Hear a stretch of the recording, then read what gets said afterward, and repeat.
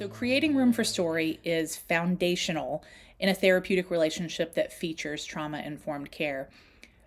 Through the invitation to story share, through the invitation that we make to our clients to share their stories in an intentionally crafted container of compassion, of empathy, of non judgment, and we'll talk more about what that looks like, we provide opportunities to our clients that directly reflect many of the goals of trauma informed care in general. So, in telling their stories, our clients may be able to do lots of different things. They can begin or advance, and this is one of our goals. They can begin or advance the process of what's been termed perinatal post-traumatic growth. So it's like the good that comes out of the other end as part of this healing and processing.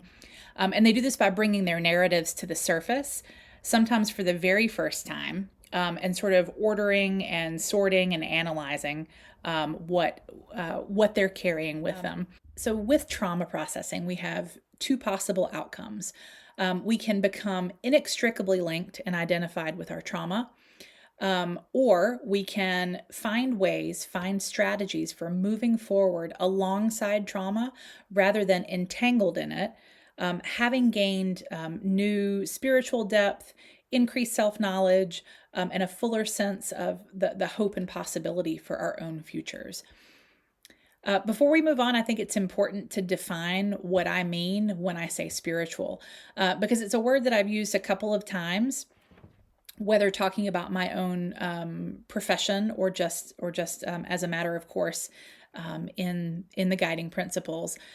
And many, if not most people, hear the word and think that it means either religion, right, or some amorphous, supernatural, and magical approach to life.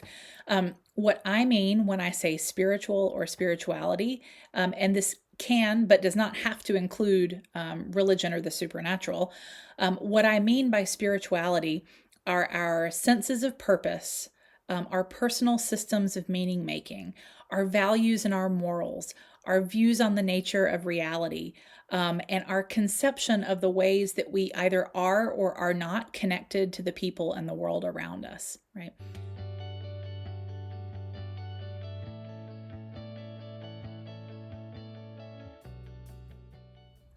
So now we're going to lean out of the realm of the why with our guiding principles and into the realm of how with our clinical skills for trauma-informed story keeping.